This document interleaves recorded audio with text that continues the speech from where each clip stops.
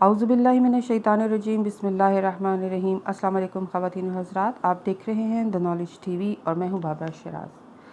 ख़वातीन व हज़रात, क्या आप जानते हैं कि अस्हाबुल रस कौन थे, किस ज़माने में थे, उनकी बस्तियाँ कहाँ थीं और उनका बादशाह कौन था, और आया खुदा ने उनके पास कोई रसूल भेजा था या नहीं, और वो किस वजह से हलाक किए गए। ख़वातीन व हज़रात, कुरान मजीद की सूरह फुरक़ान में अल्लाह ताला इरशाद फरमाता है, व आदिम व समूद व अस्हाबुर रस व क़रूनम बैन ज़ालिका कसीर, और आद को और समूद को और रस वालों को और उनके बीच बीच बहुत से ज़माने वालों को हमने इसी तरह इबरत बना दिया।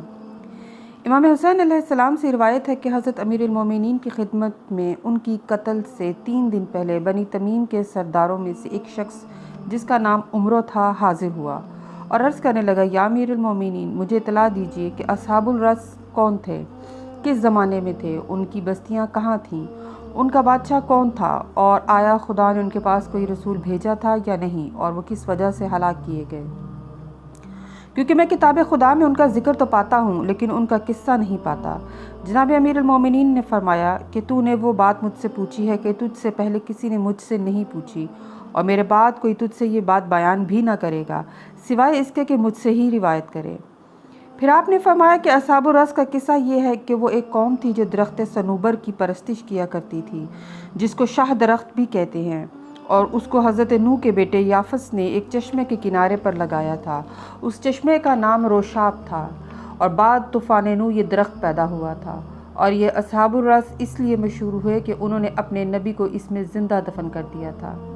और ये वाक़या हज़रत सलेमान बिन दाऊद का है। उनकी 12 बस्तियाँ एक दरिया के किनारे आबाद थी जिसका नाम रस था, और उन्हीं लोगों की वजह से उसका नाम भी रस हो गया। और उस ज़माने में रुए ज़मीन पर कोई दरिया कसरत आब में और शीरी होने में उससे भरकर ना था, और ना उन बस्तियों से ज़्यादा आबाद कोई बस्ती थी। और पहली बस्ती का नाम आबान, दूसरी का आज़र, तीसरी का दे, चौथी बस्ती का नाम बहमन, 5वीं का असफंदार, छठे की का नाम फरवरदीन, 7वीं बस्ती का नाम उर्दी बहिश्त, 8वीं का फरदार, 9वीं का मरदाद, 10वीं का तीर, 11वीं का मैर और 12वीं का शहरपुर। ईरान के 12 महीनों के नाम इन्हीं 12 बस्तियों से मंसूब हैं।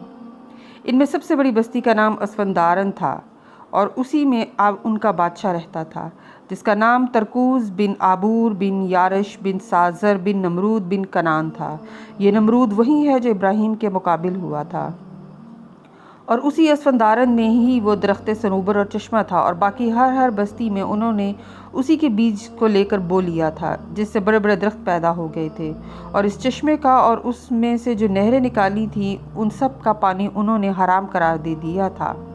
न खुद पीते थे और न अपने जानवरों को पीने देते थे, बल्कि जो ऐसा करता था उसे कत्ल कर डालते, और ये कहते कि ये तो हमारे माबूदों की ज़िंदगी का बाइस है, और ख़ुद भी दरियाए रस का पानी पीते और अपने जानवरों को भी दरियाए रस का पानी पिलाते, जिसके किनारे ये बस्तियां आबाद थीं। और साल के हर महीने हर बस्ती में एक ईद मुकर्रर कर रखी थी, जिसमें उसी बस्ती के लोग जमा होते थे। अस्हाबुर रस की औरतें उस दरख्त पर रेशमी कपड़ा जिस पर तरह तरह की तस्वीरें कढ़ी होती थीं डाल देती।